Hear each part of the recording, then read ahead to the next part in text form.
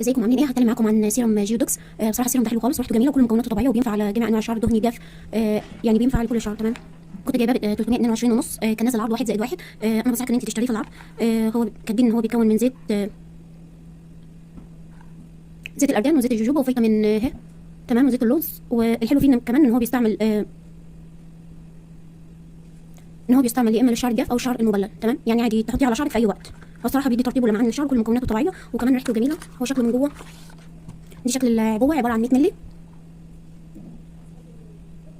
دي المكونات بتاعته. هو منتج مصري بس الصراحه جميل، وحتى الريحه بتاعته حلوه خالص. هو من الناس عامل كده، لونه ابيض شفاف وخفيف خالص على الشعر، وبصراحه ينفع على كل شعر حتى الشعر الدهني. يعني يا دوبك الشعر الدهني مش هتحتاجي غير بخه واحده زي كده. ده الملمس بتاعه، هتحسيه كده زي زيت خفيف وريحته جميله خالص.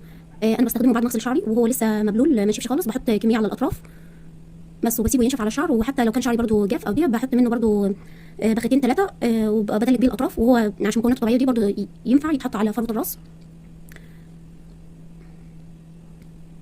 انا بنصح اي حد عايز يشتري سيرم للشعر او كريم يجرب جيودكس ويشتريه في العرض 1+1. وفي صيدليات بتبيع يعني بالقطعه الواحده لو ما كنتش عايزه تشتري قطعتين. وكمان الحلو فيه ان البخاخه بتاعته دي قويه، مش بتبوظ بسرعه. انت لو كان شعرك دهني يا دوبك مش هتحتاجي غير ضغطه واحده بس من البخاخه. اما لو كان شعرك ناشف او دي، يعني انا لما بغسل شعري بالشامبو الاعشاب كده فبينشف، يعني مثلا بحتاج 4 بخات بس. اما لو ما استخدمتش شامبو الاعشاب واستخدمت اي شامبو عادي يا دوبك بحتاج بخه او بختين. الشعر الدهني مش هتحتاجي غير بخه واحده بس. اللي نصحني استخدم سيرم جيودكس واحده قريبتي كان موجود عندها، وعرفت منها ان دكتوره امراض جلديه قالت لها عليه، وانا جربته عندها فعجبني خالص، فقررت ان انا اشتريه. وصراحه يعني هو صح غالي شويه، بس لو اشتريتيه يعني في العرض بيكون سعره معقول. بس الصراحه هو يستحق كل جنيه دفع فيه.